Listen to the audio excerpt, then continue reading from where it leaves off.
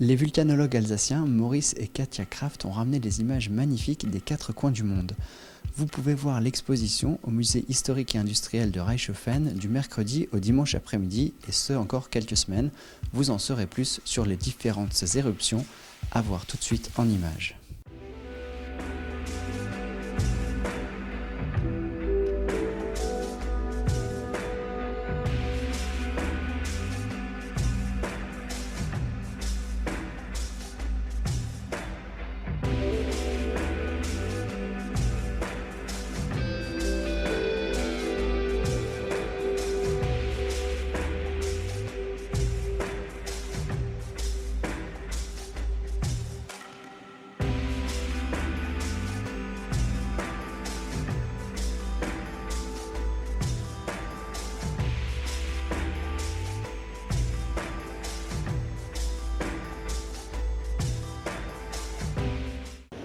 Le temps des moissons se termine.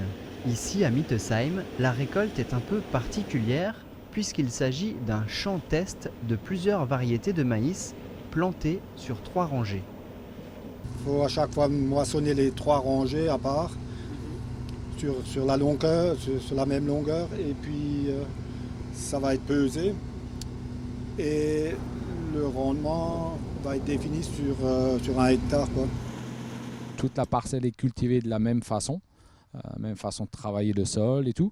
Et le but de l'opération, donc, c'est de voir quelle variété sera la plus productive, qui aura la meilleure qualité, qui aura le moins d'humidité à la même date de récolte, de façon à pouvoir calculer après l'intérêt économique et agronomique pour l'agriculteur. Depuis 15 ans, la culture est faite sans labour pour éviter l'érosion. L'agriculteur lutte contre le parasite de la pyrale en utilisant son prédateur naturel, le trichogramme. L'été terminé, la récolte peut commencer avec la moissonneuse-batteuse qui bat les épis comme son nom l'indique. La tige elle est tirée vers en bas et l'épi est retenu par des plaques. Et en même temps, la tige est broyée en dessous par des couteaux qui tournent très rapidement. Un équipement spécial permet la pesée qui, pour ses premiers tests, varie du simple au double. La plante de maïs sert en ensilage pour l'alimentation des vaches laitières, mais l'on ne se doute pas des multiples utilisations des grains. Il faut dire que le maïs il va rentrer dans la fabrication du dentifrice, de carton, de cornflakes.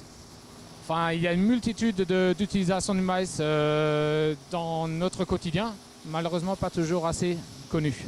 Selon les résultats des tests, Rémi Urban adaptera ses semences de maïs l'an prochain. Il plante aussi du soja et du colza sur ses 70 hectares. La France se met au rose pendant tout le mois d'octobre. Chaque année, près de 12 000 femmes décèdent d'un cancer du sein. Plusieurs événements sont mis en place sur le territoire national pour sensibiliser les femmes au dépistage du cancer du sein. À Niederbronn-les-Bains, une collecte de soutien-gorge est organisée. Pour nous, le but, déjà, c'est de sensibiliser les femmes au cancer du sein.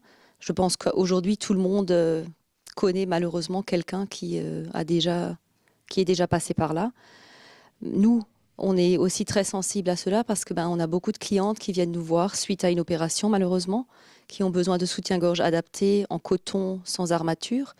Et du coup, on essaye de répondre à ce genre de demande.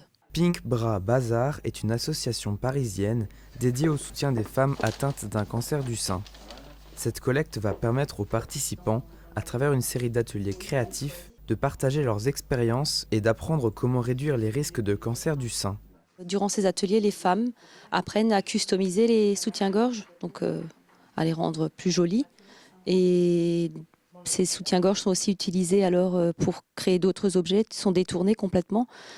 Par exemple, ils créent des sacs à main avec ces soutiens-gorge. Puis certains sont aussi vendus aux enchères pour collecter des fonds justement. À la fin du mois d'octobre, tous les soutiens-gorge collectés seront envoyés à Paris où sont réalisés les ateliers. Le magasin espère en récolter une centaine. Il compte sur vous pour poursuivre le combat contre cette maladie. Le scénario est rapidement devenu catastrophique pour l'AS Gundershofen dimanche 8 octobre. Pour le 5e tour de Coupe de France, l'équipe locale en blanc a accueilli le Football Club Mulhouse au stade Charles Young. Dès l'entame du match, la différence de niveau s'est faite ressentir, 1-0 à la 2e minute.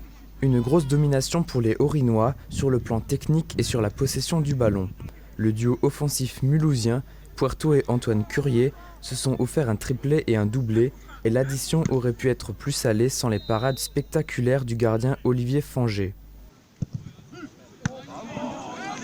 Une première mi-temps tonitruante, le score était déjà de 0-4 pour le FC Mulhouse.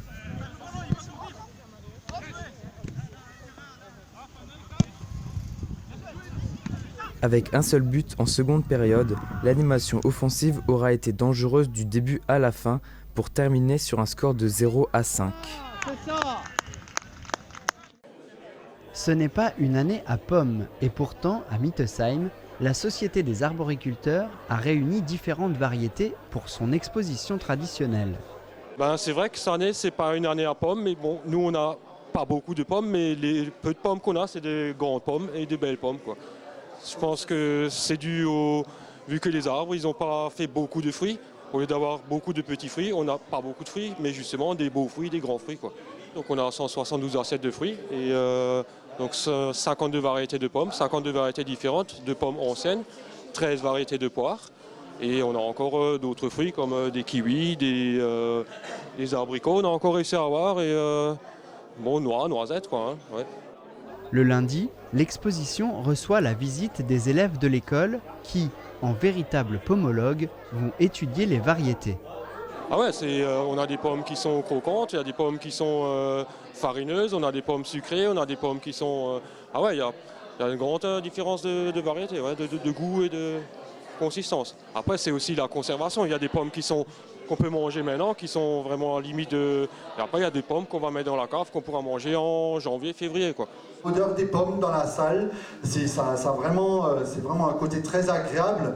Et maintenant, vu d'ici, encore plus que quand on est en bas, quand on voit la couleur des tables avec toutes les assiettes, les couleurs des pommes, je trouve que ça se marie bien également avec les couleurs de la salle. Donc on dirait que c'est fait exprès et c'est vraiment formidable.